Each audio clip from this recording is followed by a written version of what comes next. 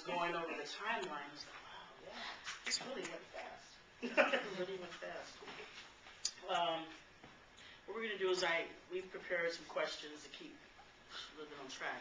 But then also, I may receive messages from Harriet, and I will relay those messages because I'm sure she wants to chime in. She's waited a long time. So if my voice gets low and I kind of go, you know that's what's happening. I'm not going to sleep. So the first question, one of the things I've met Harriet in spirit many times. We hung out quite a bit before I even knew who she was. And amazing woman, as I'm sure she was in this lifetime, in her lifetime.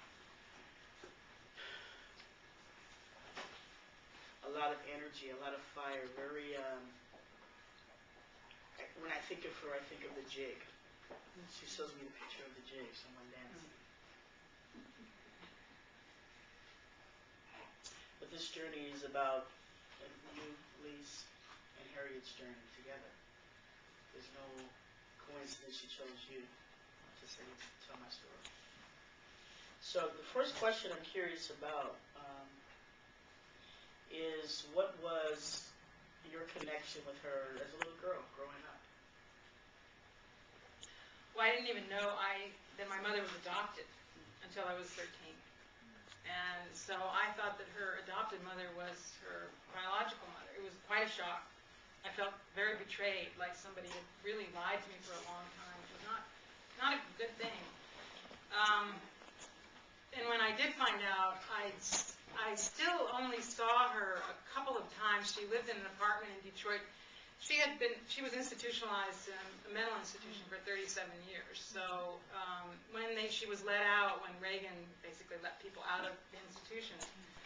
Her brother lived in Detroit, and he kind of helped keep her on her own in this apartment.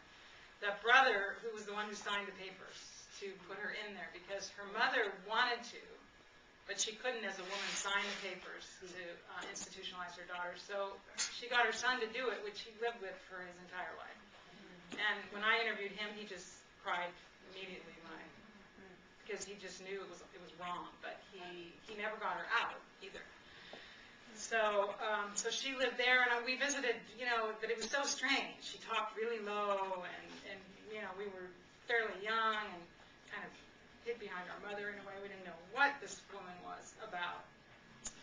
So that, those were the early contexts, just a few times, only a couple of times. And then later in her life, she came to live near my mother, and she was in a convalescent hospital near my mother. She actually tried to live with my parents at one point, but it just didn't work out at all, because Harry couldn't stand my father, and she wouldn't speak to him. So they were at the breakfast table, and she wanted the butter. She would say to my mother, "Would you have him pass me the butter?"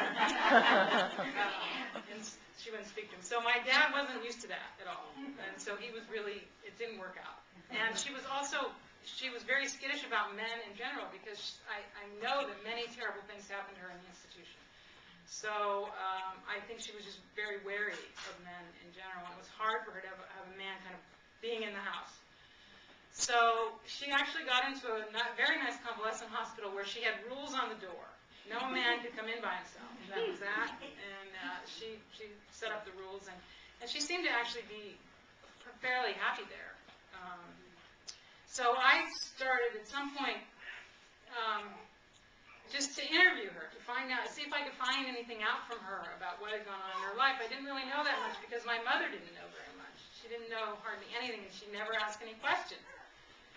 And she wasn't too happy with me asking questions. And I said to her, "Mom, why didn't you ever ask these questions?" And then she just said, "I'm not a curious person."